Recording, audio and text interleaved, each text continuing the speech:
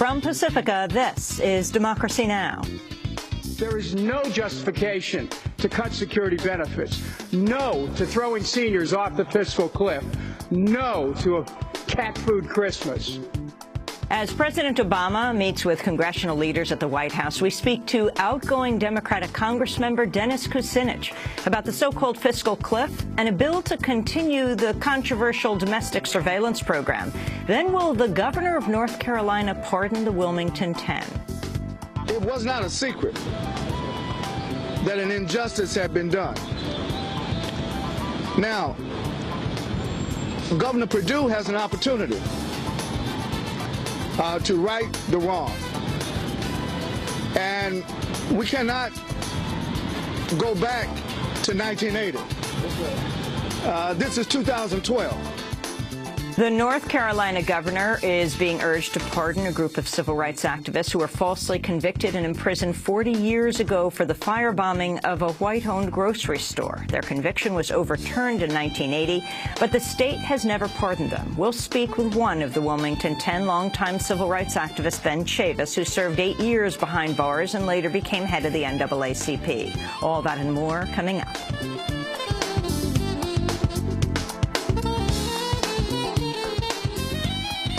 Welcome to Democracy Now!, democracynow.org, The War and Peace Report. I'm Amy Goodman. President Obama is set to meet with congressional leaders at the White House just 3 days before a year-end deadline to avoid the so-called fiscal cliff.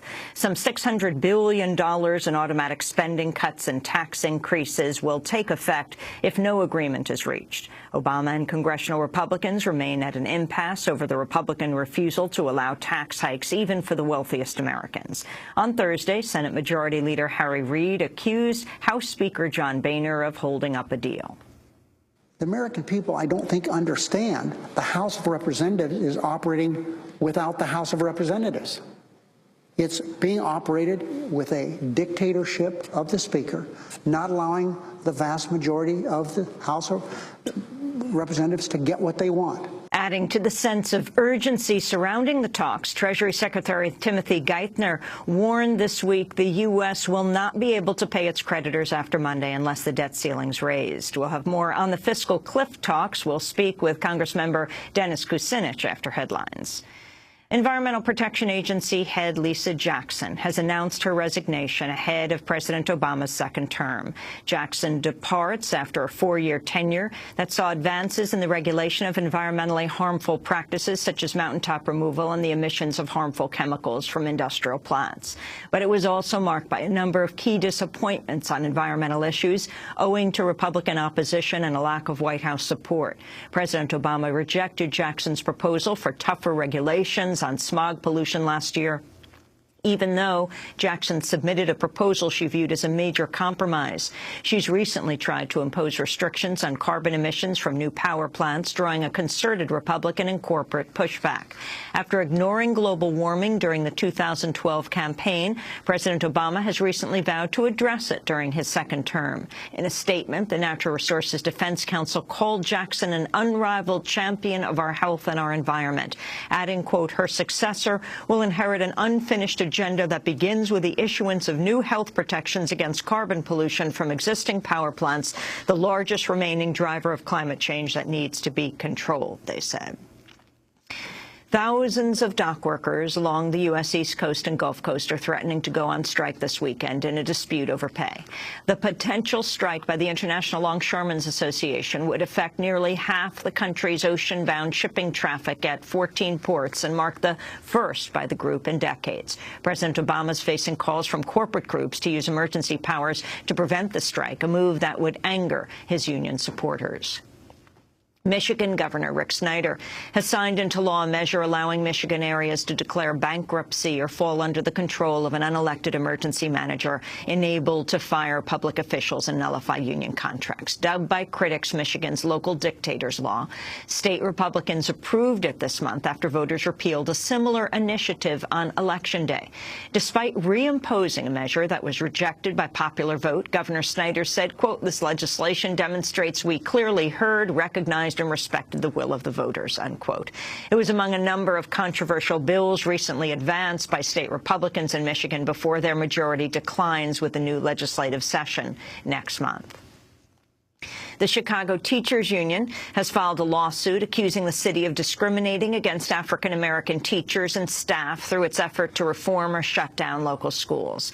The federal suit says more than half the tenured teachers who lost their jobs in the most recent wave of school closings were African-American, despite African-Americans comprising just 30% of tenured teachers overall and 35% in the underperforming schools that wind up being closed. The teachers union seeking an injunction to stop Chicago Mayor Rahm Emanuel from closing any more schools. The National Rifle Association's confirmed plans to continue its campaign against a proposed UN treaty that would regulate the global arms trade. The General Assembly voted to reopen negotiations this week after the Obama administration helped stonewall talks in July. Speaking to Reuters, an NRA spokesperson said the massacre in Newtown won't change the group's opposition to the treaty, saying, quote, "We're as opposed to it today as we were when it first appeared." The NRA says it'll mount a campaign against the Obama administration should it bring the treaty up for Senate ratification.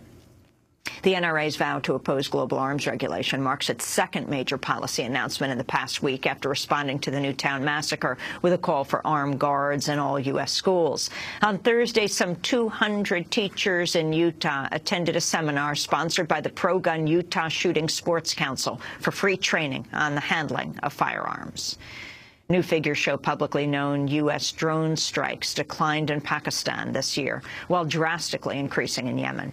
According to the New America Foundation, confirmed drone attacks fell to 46 from 72 in Pakistan, while rising to 53 from 18 in Yemen. The U.S. has just recently admitted responsibility for a September attack in Yemen that killed 11 civilians, including 3 children. Rebels in the Central African Republic appear to be on the verge of seizing control of the capital Bangui after taking at least 10 other towns. Central African Republic President Francois Bozize has urged foreign intervention from the U.S. and France to help him push back the rebel advance. The U.S. says it's evacuated its embassy in Bangui as a precautionary safety measure. In India, a 17-year-old girl who was gang raped has committed suicide after being pressured by police to drop the case and marry one of her attackers. The girl's death comes amidst growing national outrage over a spate of gang rapes ignored by India's police, including one on a public bus in Delhi. On Thursday, protests against rape in India continued nationwide. Since they're doing nothing about the innumerable rape incidents which are happening around us, and the crass comments that are being passed, especially by family members from respected MLAs, and they themselves being representatives of political parties, it's unacceptable, and we're completely infuriated. According to India's National Crime Registry, one woman is raped every 20 minutes in India. Russian President Vladimir Putin has signed into law a ban on U.S. citizens adopting Russian children. The ban seen as a retaliatory move after President Obama signed a law denying U.S. visas and bank accounts to Russian officials linked to the death of imprisoned whistleblower Sergei Magnitsky. It'll take effect on January 1st and likely add new strain to U.S.-Russian ties. And retired U.S. General Norman Schwarzkopf has died at the age of 78. Known as Stormin' Norman, Schwarzkopf headed the first Gulf War in 1991, which killed up to 205,000 Iraqis during the invasion and its aftermath and decimated Iraqi infrastructure. In one of the war's most notorious incidents, Schwarzkopf ordered U.S. forces to fire on retreating and disarmed Iraqi forces along Iraq's Highway 80, causing hundreds of casualties and prompting the name Highway of Death. News of Schwarzkopf's death comes as former President George H.W. Bush, who ordered the first Gulf War, is in a Houston hospital in intensive care after suffering bronchitis. And those are some of the headlines. This is Democracy Now!, democracynow.org, The War and Peace Report. I'm Amy Goodman. And I'm Juan Gonzalez. Welcome to all of our listeners and viewers around the country and around. Thanks so much for watching this report from Democracy Now!, your daily independent global news hour. We don't accept advertising or corporate funding, but rather rely on donations from viewers like you. Please make your contribution by visiting democracynow.org. We need your support today to keep bringing you this hard-hitting, in-depth reporting.